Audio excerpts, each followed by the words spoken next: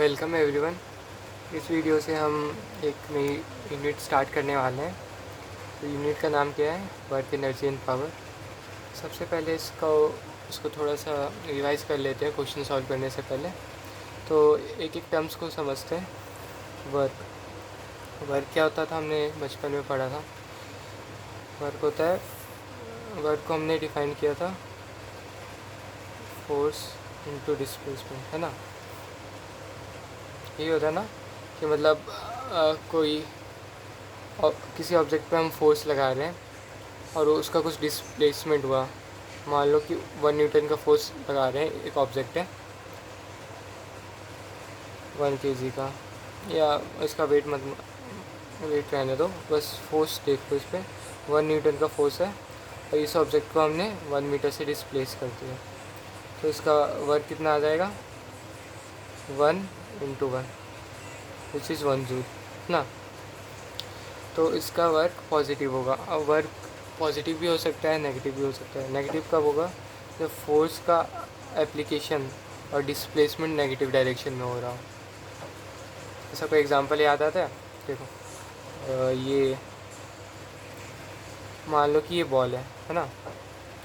ये बॉल को जब हमने ऊपर फेंका, ठीक है, ऊपर की ओर फेंका, ये ज़मीन है, और इसको हमने ऊपर की ओर फेंका, तो इस टाइम जो ग्रेविटी का फोर्स है वो कैसा लग रहा है?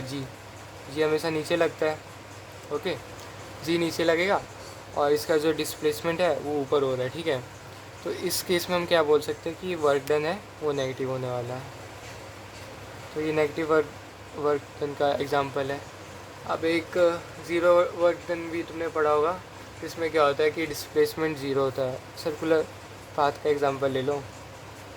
ये कोई ऑब्जेक्ट सर्कुलर पाथ है और ये कोई ऑब्जेक्ट है, और मान लो कि इसने एक पूरा सर्कल कवर कर लिया और बाद में आके इसी पॉइंट पे आ गया। तो इसका जो वर्क डन होगा वो ज़ीरो होता है इस केस में। और वर्क हो गया, तो वर्क को हमने ऐसे डिफाइन कर रखा है, फोर्स इनटू डिस्प्लेसमेंट। एंड और डिफरेंट सिचुएशन में वर्क का जो फार्मूला होता है वो अलग अलग होता है। जैसे देखो, ये फोर्स इंटू डिस्प्लेसमेंट वाला ये ब्लॉक में हम यूज़ कर सकते हैं।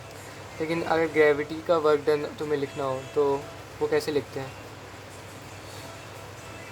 वर्क डन बाय ग्रेविटी, उसको हम mgh लिखते हैं, ठीक है।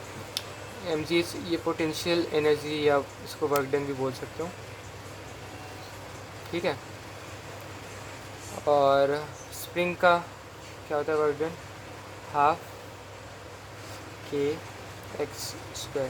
उसमें x तो स्प्रिंग का डिस्प्लेसमेंट है और k क्या है? k स्प्रिंग कांस्टेंट है। और इसके अलावा वर्क डन, हाँ, और भी काम आएगा, लेकिन उससे पहले एनर्जी को समझ लेते हैं। एनर्जी क्या है? सिंपली एनर्जी को हमने बचपन में डिफ़ाइन किया था कि क्या होता है, एबिलिटी टू डू वर्क। ऐसे बोलते हैं ना कि मतलब वर्क करने की कितनी एबिलिटी है, जितनी मतलब कितनी क्षमता है, तो उसको हमने एनर्जी बोला था। इन दोनों की ही यूनिट सेम होती है, जूल, वर्क की भी और एनर्जी की भी। इसमें और एक और चीज़ नोट करने वाली है कि एनर्जी कभी भी नेगेटिव नहीं हो सकती। जैसे वर्क डन नेगेटिव होता है ना, लेकिन एनर्जी को आप नेगेटिव नहीं कर सकते, तो ये ऑलवेज पॉजिटिव होने वाला है। ओके। और पावर तो बहुत सिंपल है, rate of doing work.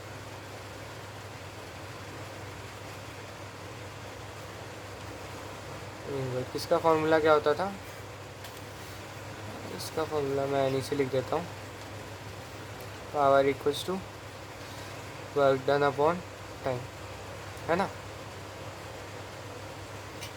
Rate of doing work is defined as power. इसका एक और फार्मूला निकाल सकते हैं हम। वर्क को कैसे लिख सकते हैं? फोर्स इनटू डिस्प्लेसमेंट, और टाइम को टी लिखो, और डी अपॉन टी क्या होता है? वेलोसिटी होता है।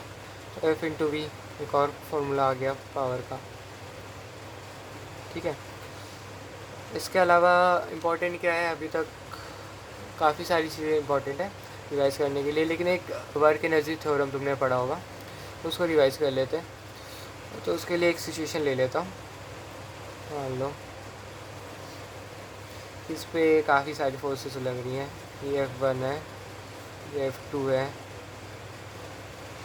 और ये यहाँ पे फ्रिक्शन लग रही है F3, यहाँ पे नॉर्मल है ना, यहाँ पे mg है। तो हमारा वर्क एनर्जी थ्योरम क्या बोलता है? Work done by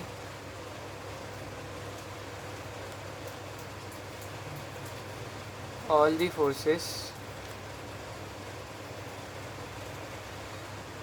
is equals to change in what? Change in kinetic energy। ये हमारा सिंपल सा वर्क एनर्जी थ्योरम है। मतलब समझो इसको ध्यान से, मतलब इन सारी फोर्स से कुछ ना कुछ इसका डिस्प्लेसमेंट आने वाला है ना, ठीक है, डिस्प्लेसमेंट आएगा, और साथ साथ ये जो ब्लॉक है वो वेलोसिटी भी गेन करेगा, ठीक है।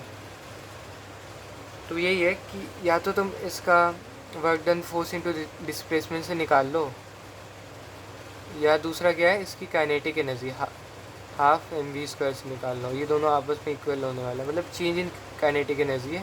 इसको v final minus v initial 0 हो जाएगा, तो v फाइनल आपको पता होना चाहिए।